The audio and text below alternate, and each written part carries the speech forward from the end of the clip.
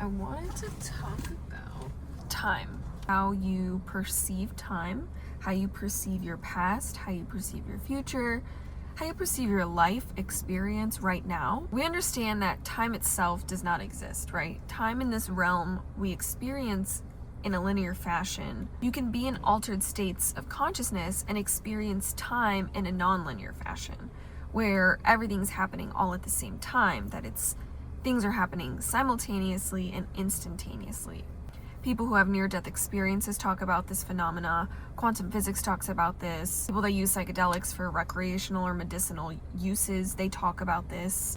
There's plenty of instances to point us in the direction that on a deeper level, in a deeper reality, time does not exist. That in our reality that we experience as these human beings that manifest in this experience, time is an illusion.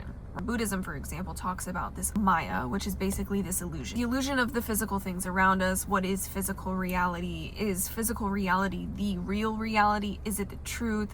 Is there a truth, or is it just layers of different dimensions and different experiences? You experience the present moment. The past and the future are also experienced in the present moment.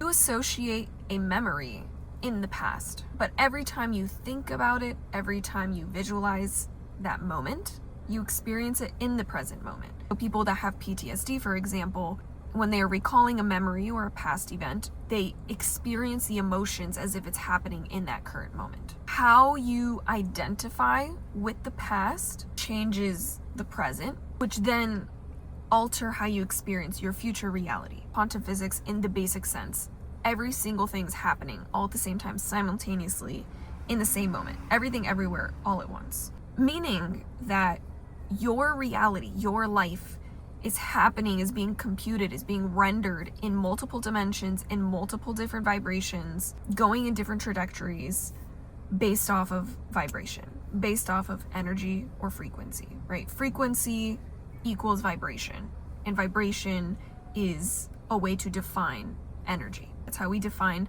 different wavelengths of light, right? Wavelengths are frequencies. When you change the frequency of an energy, it behaves differently. We identify it as something different. Although the difference is minute, that it's the small change in frequency or small change in wavelength, it's a completely different energy. And thus it's a completely different experience. You can change your past, and you can change your future, and you can change your present moment. Your brain has no idea what is real. Many experiments that have been done to psych the brain into thinking things are real, like people that wear rubber hands behind a wall and they'll smash it and the person will feel pain, will be hurting, might even get bruised the next day, even though it wasn't their hand, it was a rubber hand. We can trick our brain into thinking things are real. Your brain cannot even differentiate whether something was a dream or whether it was reality, right? You only know something's a dream after you wake up and then you say, oh, this is real, so that must have been a dream. But while you are experiencing the dream, it is real. Even if you're having a lucid dream, you understand that you can move, you can have memory, right? Like, why do you have memories of your dreams if they're not real? How do those memories get organized and get filed differently compared to your real experience? Unfortunately, a lot of people carry around baggage. They carry around their past and they identify with their past. They said, this is what I've done, this is who I am, this is what I identify as, and this is where I could possibly go. Not only are you limiting your past, you're limiting your present, and you're limiting your future potential. What you could do is you can consciously project yourself into a past moment. Everyone has different childhood experiences, and these childhood experiences shape who we are as adults. Many of us are not taught how to process those experiences. They go unprocessed and they become a part of our personality, and our personality dictates our behavior, which dictates our reality, and it dictates how we experience this life and how we identify ourselves and how we look at the world, how we treat others and how we treat ourselves. I have 10 minutes. Let me take a moment and just go to the past and change it. Because everything's a perspective. Every event, everything that happens to you is neutral. It's your belief system that's going to filter it as a positive or negative memory or experience. You can project yourself and go to your childhood bedroom or go to something in the past, right? A moment in the past, an event in the past. Get rid of everyone else but yourself, right? We're focusing on you. It's just you and yourself. And you're going to love that version of yourself. You're going to give them a hug. You're going to feel compassion for them because that is who you are. That is you, right? You know that person becomes who you are today.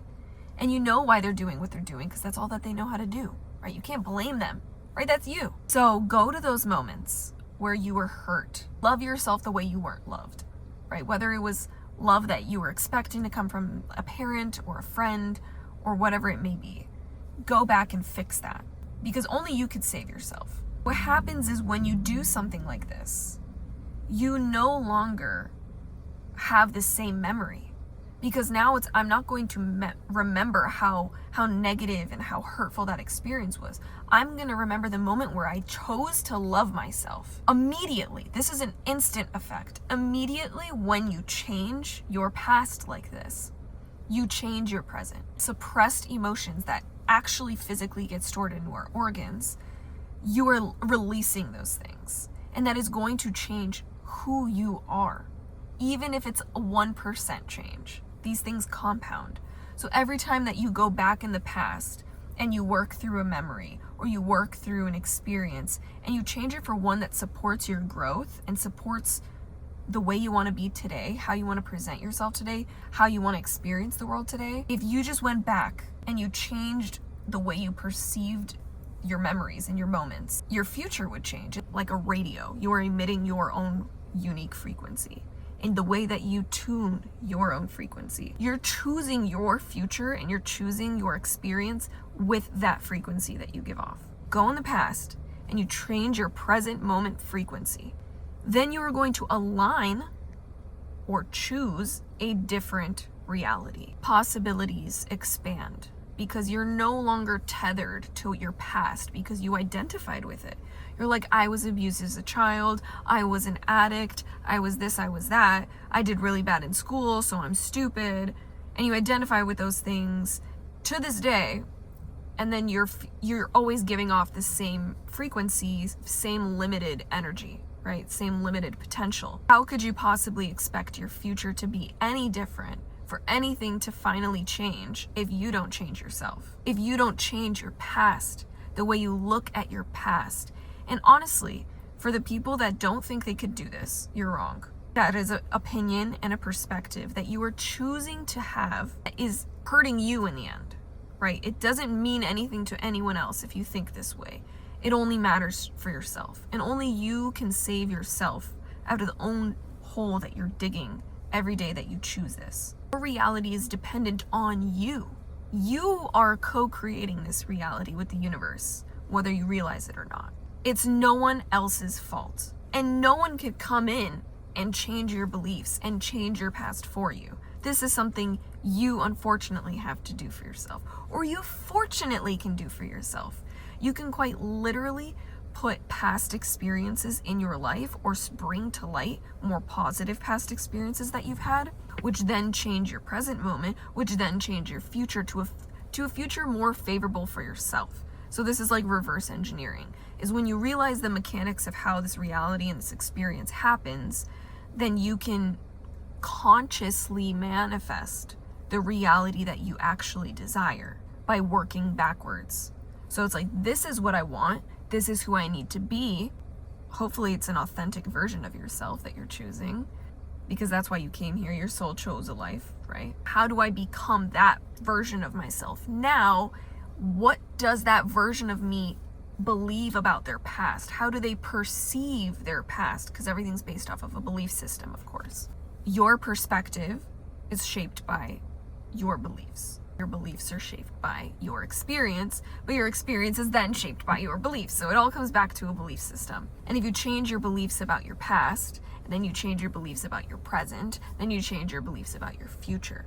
So these are very simple mechanics. Go to a different state of consciousness, whether it's through meditation, whether it's through yoga, whether it's through psychedelics, whether it's through being in the flow state. You should be doing this every single day. 5 minutes of your time, 10 minutes of your time. You are literally investing in yourself. and you are changing your life. As if you were a mechanic and you were literally working on your car. You're literally working on yourself. Every day, you probably choose to go work for someone else, right? You work a 9-to-5 just fine. Why is it so hard for people to work on themselves? Does anything else really matter besides your own experience? Work is a distraction so that you don't go inside and do the soul work, heal yourself, and do what you were meant to do here on your own soul's mission. I'd love to hear your guys' experiences and your perspectives, and if you have any other questions on how I can expand on this, I would love to. So I'll see you in the next one.